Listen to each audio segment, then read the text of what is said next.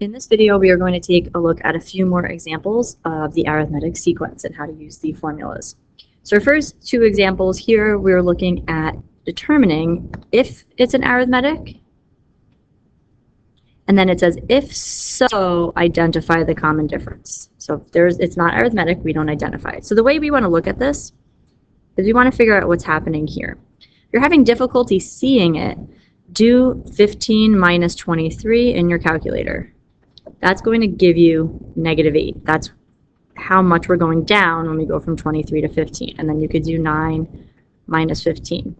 So always doing the term further in the sequence to the one closer to the beginning. So if we keep doing this, we get -4 and then -2, which is a nice pattern, but they're not all the same. So this one is not arithmetic. And we can't come up with the common difference. But if we go to the next one, we already did 9 minus 15, we got -6. And then if we do 3 minus 9, we also get -6. And if you keep going along that route, we get -6 every time. So these are all the same. So this is arithmetic. And our common difference is -6. You always need to determine that common difference to come up with your formula. Okay, so in our next example, we want to write the two different rules, recursive and explicit, and then find A15, which is another way of saying the 15th term, or the fact that n is equal to 15. We're going to be using that information later. So first thing we want to do is identify our first term, which is 3.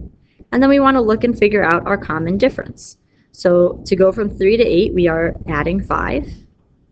And then if we add 5 to 8, we get 13. If we add 5 to 13, we get 18.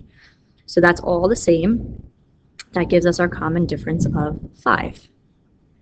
And then if we're looking to set up the recursive formula, we're always doing A1 is equal to the number, comma, AN equals AN minus 1 plus D. So we'll do A1 is equal to 3, comma, AN is equal to AN minus 1 plus 5. And you really, again, want to make sure this looks like a subscript. Some people, again, even put a little parentheses around it. But make sure that's lower than everything else, and then the plus 5 is in line with the A. And then for the explicit formula, we're doing AN is equal to A1 plus D times N minus 1. So we'll fill in that information. Keep the AN, we fill in the 3, and we fill in plus 5.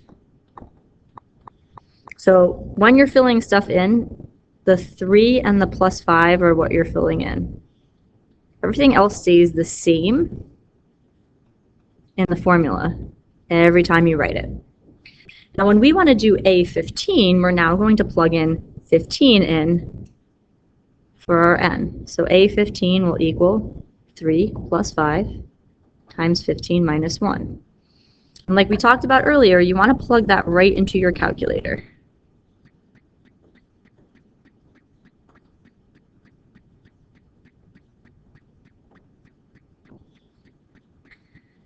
So we get 73 for our answer. You can do out the math work separately, but a lot of times people mess this part up right here. You can't combine the 3 and the 5. So if you just put everything right in the calculator, you're not going to make that mistake, at least not at this point. All right, we have 2 more examples to look at. So our next example, we're given A19 is equal to -45. So if I make this AN equals -45, then what that means is our n is equal to 19 because it's in the same spot. And now I have everything that I need to fill in, but I'm looking to find A1. So A1 is what's missing in my formula, but I'm going to fill everything else in that I have. So I know that AN is -45. I don't know A1. My common difference is -3. So you can do plus -3, or you can change that right into a minus. I'll still put that in there for n. We know that n is 19, and then it's -1. So now we can calculate just this piece, and then we're still looking to solve for a1. So we'll go on the calculator, plug in -3 times 19 minus 1, and that gives us -54. So I'm actually just going to write that as -54. And then we have a simple equation to solve. It's subtracting 54, so we'll just add 54 to both sides. Whoops.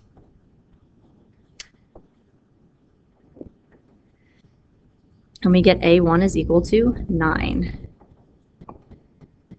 Once you have a1 and d, you have enough to write your recursive and explicit rules. So for recursive, we write a1 is equal to 9, comma, an is equal to a1,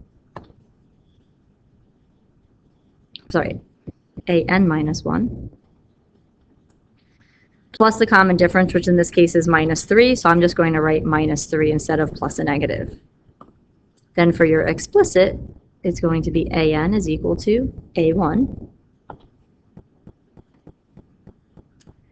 and then it will be -3, because it's plus d, times n minus 1. And those two, we're just writing the rules, so there's nothing else to solve for there. And then in our last one, we want to write the formulas. We're given everything that we need. The only thing that's not really telling us, it says find the nth term. So it wants us to find the 11th term. Another way to say that is to find a11, which we're going to be doing down below. So we'll first set up our recursive and explicit. a1 is equal to 6, comma, an equals a sub n minus 1, plus 1/4. Oh, so we have a nice little fraction here. But we're using the calculator. You can use the fraction tool.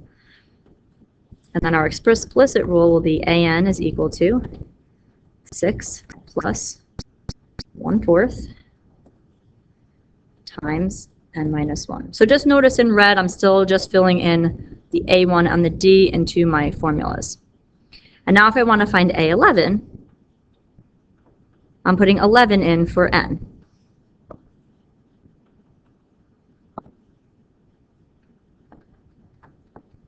So we'll just highlight that with a nice light blue color here.